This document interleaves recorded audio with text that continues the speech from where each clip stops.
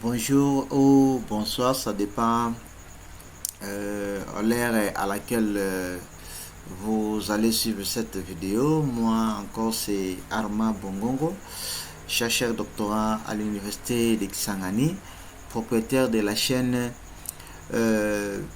CEMAT RDC, cellule d'économie mathématique RDC.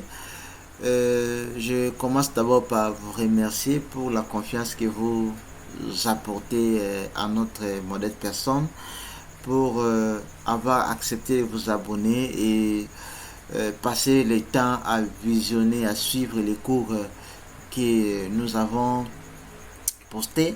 Et jusque là il y a vraiment beaucoup de feedback. Il y a les amis qui appellent de plusieurs pays, il y a les amis qui appellent au Bénin, il y a les amis qui appellent de Tchad, il y a les amis qui m'écrivent de Haïti, il y a des amis qui m'écrivent de partout, du Rwanda, du Sénégal, du Cameroun.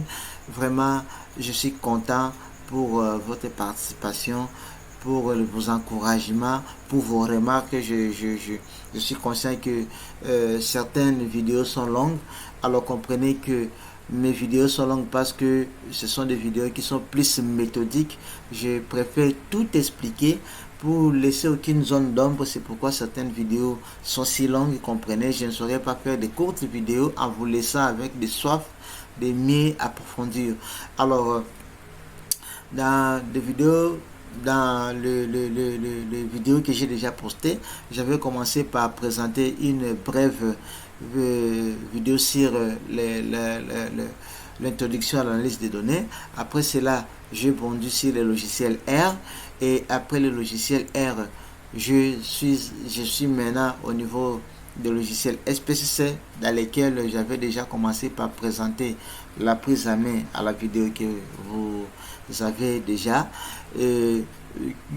Après la prise à main, j'ai présenté comment faire une analyse de données, une petite statistique descriptive, l'analyse de comparaison des moyennes, et ainsi de suite. Après cela, j'ai fait une petite vidéo sur l'analyse des variances à un facteur, en over un facteur. Et l'objectif de cette vidéo maintenant est de faire l'analyse à composante principale. Alors, retenez que comme vous voyez dans mon bureau, il y a plusieurs logiciels. Il y en a qui me demandent déjà les courses de télédétection ou de cartographie avec QGIS. Je sais que je vais les présenter. Il y en a qui demandent déjà les modèles d'équilibre général calculable. Regardez, j'ai le logiciel GAMS là-bas. Tout cela, toutes les vidéos que vous avez besoin seront mises à votre disponibilité. Je profite aussi à dire que dans la ville de Kisangani, j'ai un groupe de jeunes avec qui je travaille. Et si vous avez besoin de nous contacter, vous avez déjà toutes mes adresses qui sont dans les différentes vidéos que j'ai déjà présentées pour l'analyse des données, pour vous aider pour votre mémoire de DA ou de DES, pour votre thèse. En tout cas, dans plusieurs domaines qui nécessitent l'analyse des données en statistique, à l'économie en particulier, je suis là. Il suffit de me contacter et je vais faire un effort de vous satisfaire par rapport à votre demande. Nous faisons beaucoup de sortes d'analyses, beaucoup. C'est pourquoi vous voyez vraiment, mais il y a des vidéos que vous voyez ici. D'ailleurs, avec les logiciels Win4 Deep, j'ai fait une vidéo sur l'analyse des performances. En tout cas, nous faisons beaucoup de choses qui peuvent vous être utiles dans vos recherches, et n'hésitez pas à nous contacter. Alors, j'ai la base de données que j'avais déjà importée, la base de données qui a 12 variables.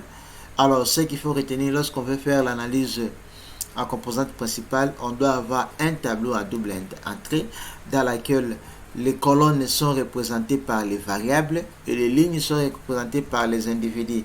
Comprenez ici que les individus peuvent être les humains, peuvent être les ménages, peuvent être les entreprises, peuvent être n'importe quoi. Donc un individu statistique, ce n'est pas seulement un individu, une personne humaine, ça peut être comme notre cas ici les pays, tout comme ça peut être les continents, ou ça peut être autre chose. Donc il faut vraiment comprendre que ce qu'il faut est que lorsqu'on veut faire une analyse à composante principale, d'abord les variables doivent être toutes quantitatives, ou encore les variables mesurées avec l'échelle de Likert. Je vais revenir à la vidéo prochaine pour parler de ce qui signifie l'échelle de Likert, l'échelle de Likert, et encore au niveau des lignes, les individus. Alors, pour notre cas, nous avons toutes les variables ici. Les 12 variables sont quantitatives, les 12 variables qui représentent donc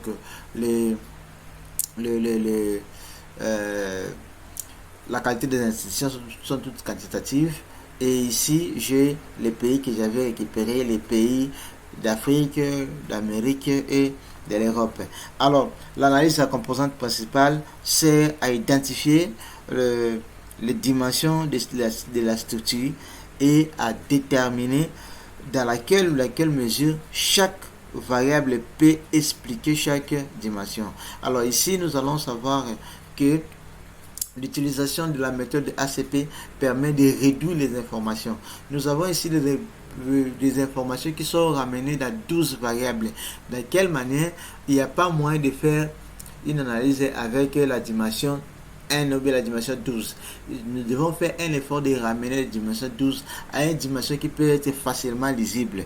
Alors c'est comme ça que nous allons faire l'analyse à composante principale qui a donc l'objectif d'estimer les données et de réduire les informations. Alors, une fois que nous avons déjà les informations comme nous avons ici, pour faire l'analyse des données, nous avons les préalables. Les préalables, c'est quoi? Quand on fait l'analyse des données, la taille d'échantillon, c'est-à-dire le nombre d'individus, doit être, si c'est minimum 5, et c'est préférable que ce soit au moins 50 ou au-delà de 50. Donc, si c'est minimum le nombre d'individus, on ne peut pas faire une bonne analyse de la composante principale avec 3 individus, 4 individus. Le minimum vraiment requis, c'est 5. Alors, le nombre de variables, ça dépend. Vous pouvez avoir 10, 15, 20, 30, 80 variables, ça dépend de vous. Il n'y a pas une limite par rapport au nombre de variables. Mais il y a aussi des procédures, comme nous allons voir dans cette vidéo, comment réduire le nombre de variables petit à petit par rapport à leur contribution aux facteurs. Parce que l'idée ici est que nous ayons un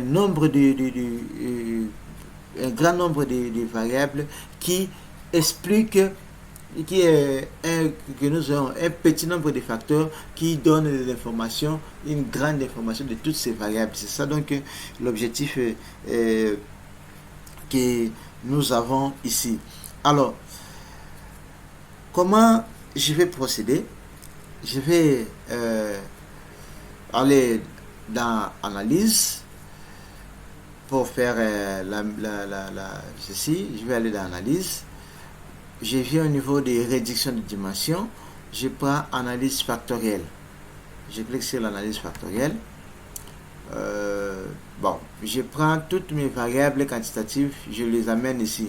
Alors, regardez comment j'amène. Je peux faire CTRL A, je remets tout ici de l'autre côté. Tout comme je peux sélectionner les variables que j'ai seulement besoin. J'appuie sur CTRL, je sélectionne ces variables, les 12 variables que j'ai besoin d'analyser, je les sélectionne. Je sélectionne les 12 variables. Voilà. J'amène au niveau des variables. Alors, directement, je vais commencer maintenant à paramétrer. Au niveau des descriptifs, vous voyez ici, au niveau des descriptifs, je vais choisir quoi? Je vais choisir la structure initiale. Et au niveau des matrices de corrélation, ok, je vais prendre coefficient, ok, au niveau des matrices de corrélation, je vais cocher coefficient. Je vais cocher aussi indice de Camon.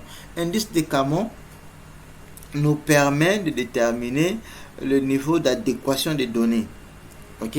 Si l'indice de Camon appartient dans l'intervalle de 0,3 à 0,7, nous allons dire que notre analyse des résultat de notre analyse des composantes principales est passable. On peut aller à l'interpréter. Mais si c'est de 0,7 au-delà, c'est très mieux. Mais si l'indice de Camon est entre 0 à 0,2, là nous allons dire que notre analyse factorielle est très faible. Et nous allons aussi faire le test de spécificité de Bartlett, qui est un test qui suit la loi qui carré, qui met en hypothèse nulle.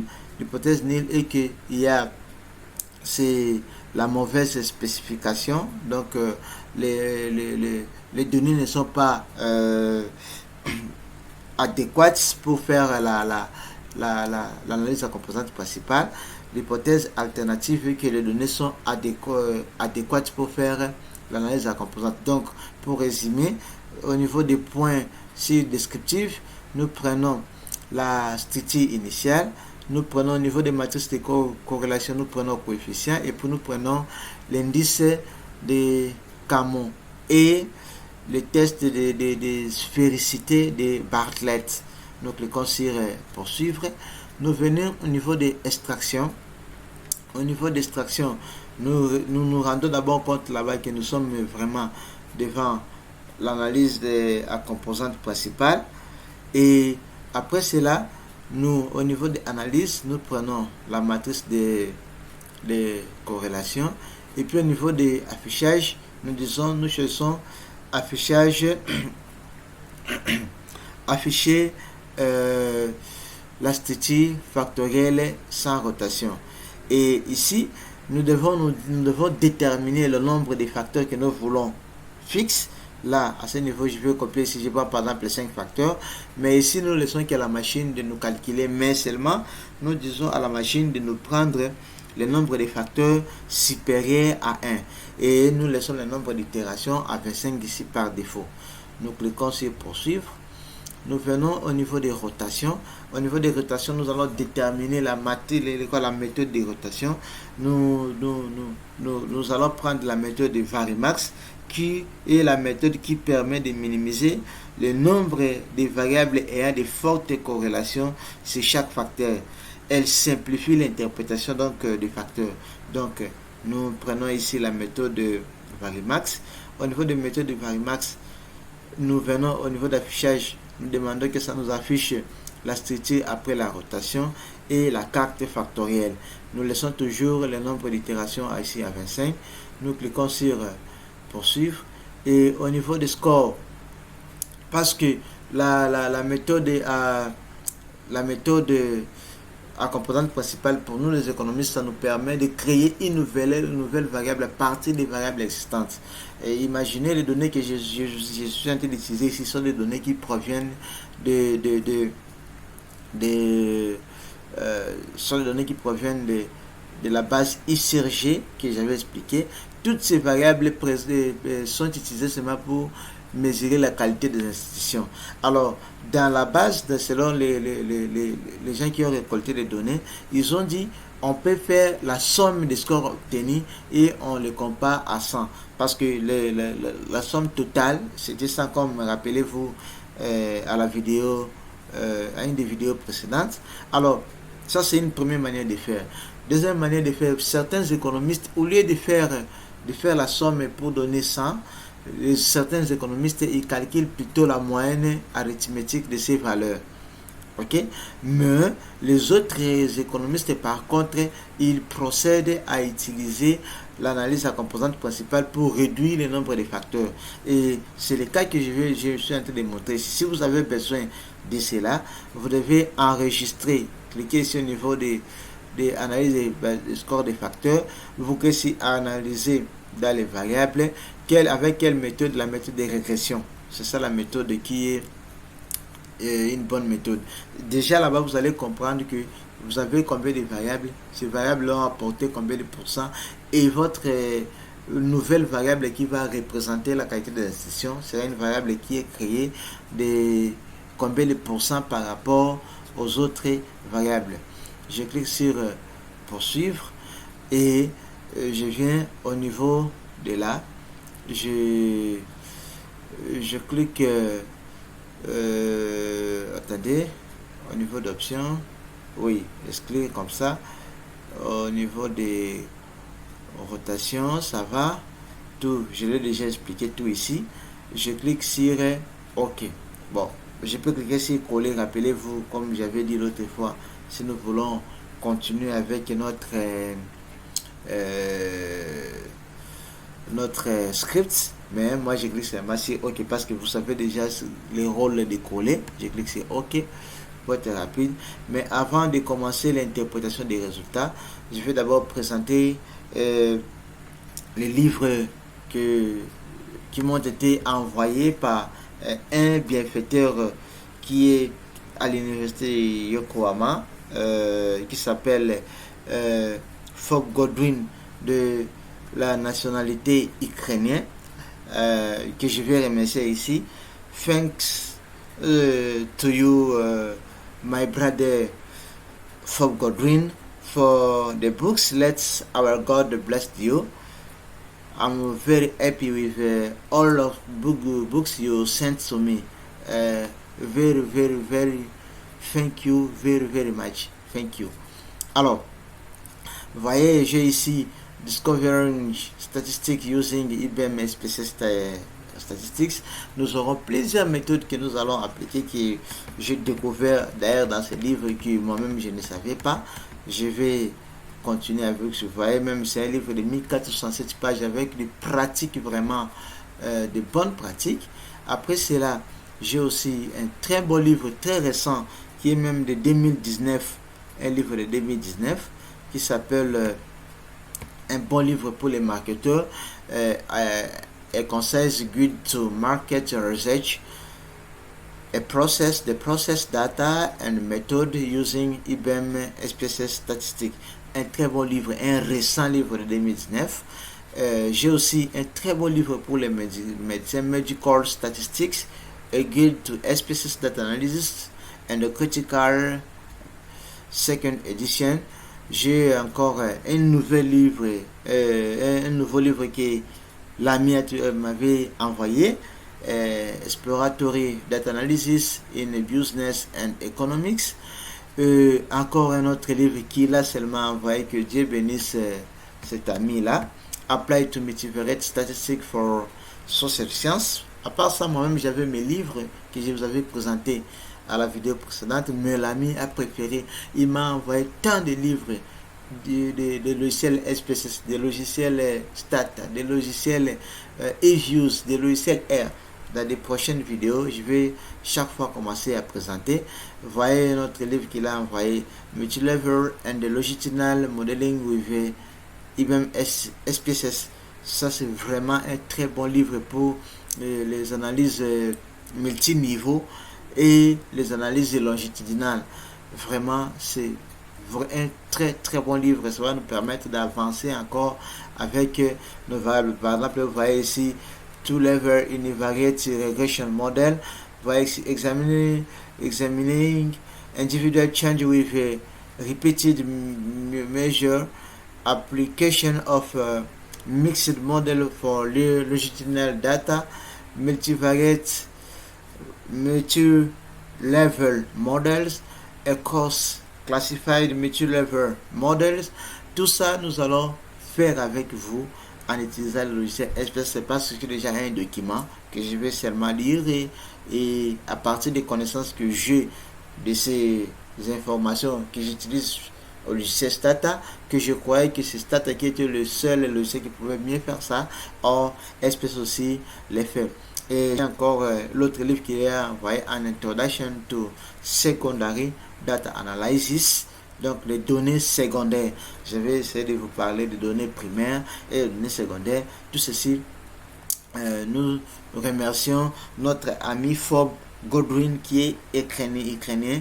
Il est entré en contact avec mes vidéos que j'ai mises en ligne et il a vu nécessaire de me renforcer avec les documents. C'est ça vraiment la science. Merci mon cher. Je n'oublierai pas cet acte. C'est vraiment un acte généré.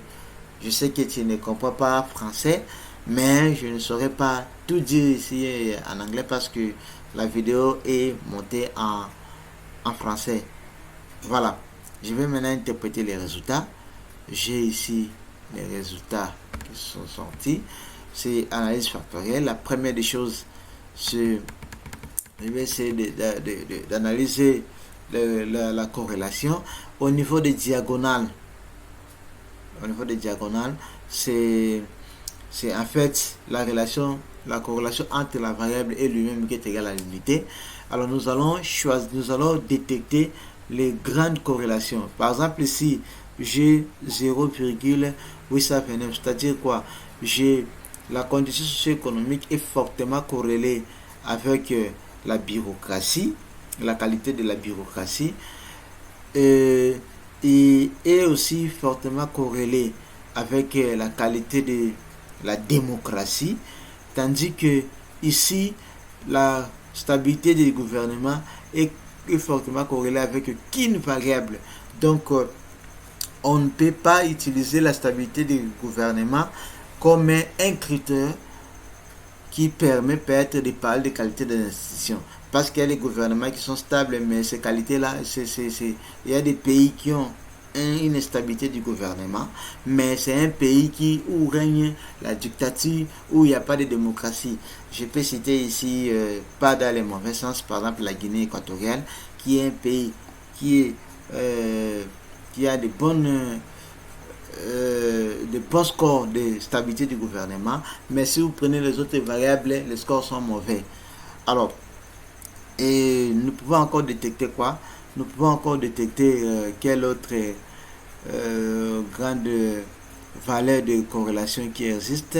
Bon, ici par exemple, le conflit externe est fortement lié avec les conflits internes, c'est normal. Vraiment, ça c'est normal. Ici, lorsque dans la politique il y a des militaires, est fortement lié avec la corruption, ce qui veut dire les pays où les militaires sont plus dans la politique, ces pays-là ont une forte chance d'être trop corrompus. Et vraiment au niveau des démocraties, ça j'avais déjà expliqué, ainsi de suite. Bon, nous n'allons pas nous attarder ici. Nous allons procéder d'abord par déterminer l'indice de Camon et de Bartlett. Vous voyez ici l'indice de Camon, de Kaiser, c'est Kaiser, Meyer et aucune, qui donne quoi? 0,88 sur 0,89, qui est largement supérieur à 0,7, pour dire que les informations que je vais interpréter à la longue pour l'analyse de la composante principale ici, les données que j'ai utilisées sont adéquates pour ce type d'analyse. Et pour renforcer encore ces résultats, les têtes de Bartlett qui suit la loi qui carré donne une probabilité ou p-value de 0,00 qui est inférieure à 0,05, qui montre quoi? Qui montre que je peux facilement rejeter l'hypothèse de quoi? L'hypothèse de mauvaise adéquation des données pour récupérer une bonne adéquation des données. Ce qui est vrai, les deux tests ici marchent de pair, ça ne se contredit vraiment rarement. Alors, ici, je vais regarder la contribution d'abord de chaque variable dans l'extraction. Je vois que chaque variable a contribué au-delà de 50%. Ça, c'est déjà une bonne chose. Et je vais venir maintenant au niveau de la variance totale d'explication. Je vais voir le premier facteur expliqué à 56%, représente 56% d'informations qui sont apportées par nos 12 variables. Et le deuxième facteur représente 11%, d'où dans les cumulés ça nous donne 67%. Donc le deux facteurs là représente 67% d'informations apportées par nos 12 variables. Mais seulement la première composante en elle seule représente 56% d'informations. Alors, je descends, je regarde maintenant la contribution de chaque variable à la composante. Je vais voir ici que la variable stabilité du gouvernement, sa contribution est tellement faible dans la première composante. Elle contribue plus à la deuxième composante que la première composante. Alors que la première composante, ici, la deuxième composante, explique seulement à 11% les informations que nous avons. Alors que ça n'explique pas, c'est la première composante qui explique mieux. D'où la variable, comme la variable de stabilité du gouvernement, ça n'apporte pas de bonnes informations. Déjà, cette information, nous avons déjà remarqué ça au niveau de la matrice de corrélation parce que cette variable était corrélée à aucune variable. Nous allons donc faire la nouvelle analyse en enlevant cette variable qui ne contribue à rien pour améliorer la qualité de nos résultats. Ok? Parce que vous voyez, c'est d'ailleurs un signe négatif. C'est à cause de ça que le premier facteur a fait que n'a représenté que 56%. Nous allons enlever cette variable qui ne contribue pas à la composante principale que le premier facteur. Alors, nous allons recommencer. Nous allons partir encore dans l'analyse. Nous faisons réduction de dimension factorielle. Alors, nous prenons la variable stabilité du gouvernement. Nous remettons ça. Nous gardons toutes les informations que nous avions encore ici. Nous cliquons sur OK. Alors, une fois que nous cliquons sur OK, nous continuons à garder les corrélations que nous avions là, que j'avais déjà interprétées.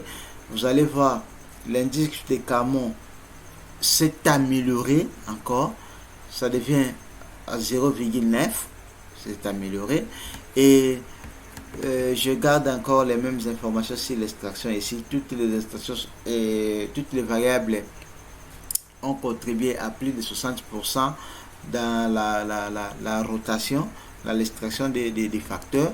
Et directement, vous allez voir que notre variable, notre composante ici, la première composante qui avait que 56%, s'est améliorée, ça devient quoi? 61%. La deuxième composante reste toujours 10%. Et on avait dans les deux composantes amené 61% accumulé, mais ici les deux composantes ont contribué à combien? À 71%, qui est une bonne chose. Déjà, le premier facteur lui-même apporte plus de 60% d'informations qui pouvaient être apportées par les 12 variables. D'où je peux utiliser seulement une seule variable ici pour déterminer la qualité des institutions. Alors, je vais descendre sur la contribution. Nous voyons quoi? Toutes les variables ici contribuent plus d'abord au premier facteur. Contribuent plus d'abord au premier facteur, légèrement au second facteur. Donc, les résultats sont en train sont bien précis ici. Je peux facilement les analyser. Alors, si j'arrive encore au niveau de rotation des matrices, ici, je vais voir encore quoi? La variable conflit extérieur, tension technique et religion apporte aussi n'apporte pas de bonnes informations dans les facteurs 1 qui présente à 60%, plus de 60% des informations.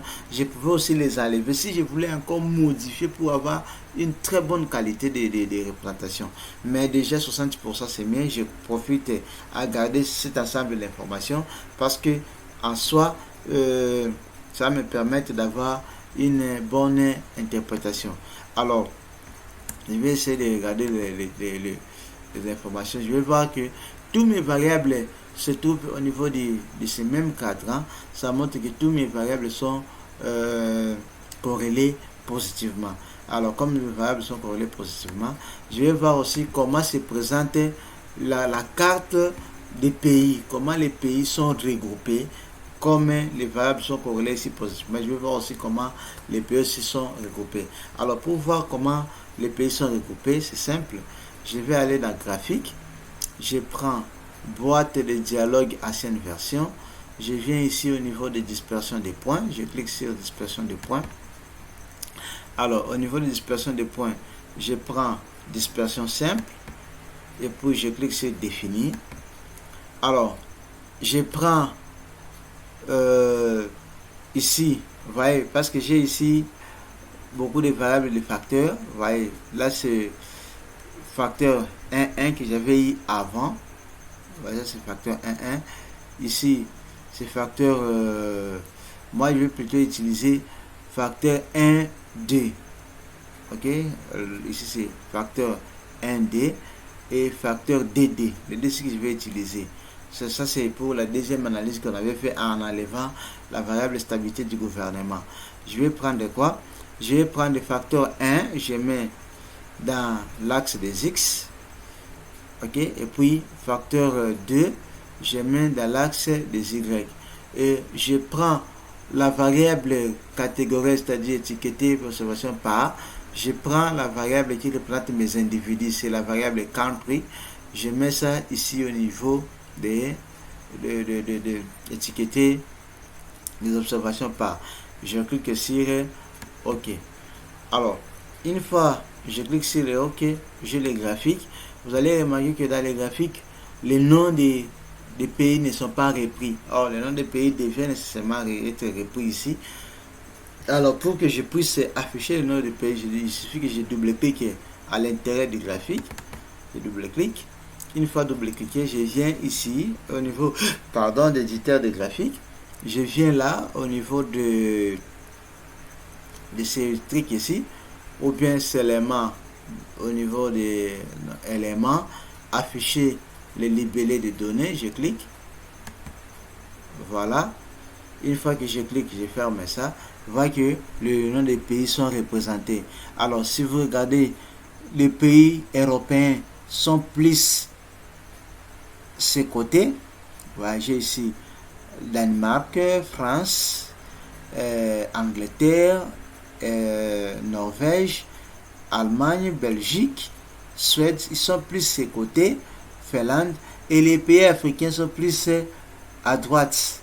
Vous voyez là, Mozambique, Zambie, Gambie, Sierra Leone, certains pays d'Amérique du Sud aussi, Cameroun, Libéria, mais vous voyez les pays développés sont plus à droite. Les pays développés là, je vais citer les États-Unis, la Belgique, Canada, Luxembourg, ils sont tous ces côtés. Si je pouvais catégoriser les entreprises, je vais prendre ça, ce sont les entreprises, les pays développés, et de l'autre côté, là, les pays moyennement développés, et vous voyez ici la RDC, les Somalie, Soudan,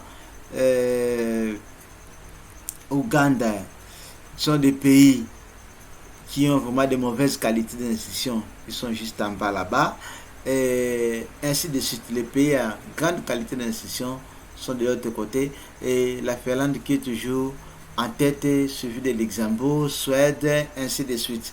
Alors, je rentre dans la base de données. Au niveau des bases de données, je peux fermer ceci pour que ça rentre dans les résultats. Voilà, ça dans les résultats. Je peux facilement cliquer à l'intérieur et puis coller, copier. Je peux coller dans la Word, ou simplement je peux venir dans View. Je clique sur importer. Pas importer, plutôt je crois c'est enregistrer. Oui, non, attendez, ouvrir nouveau. Voilà, exporter. Voilà, si je vais exporter les résultats en tant que rapport, je peux cliquer là-bas. Je clique là-bas, je regarde sortie. Il faut que ça soit bon, rapport web, tout simple. Ça dépend ce que je vais faire.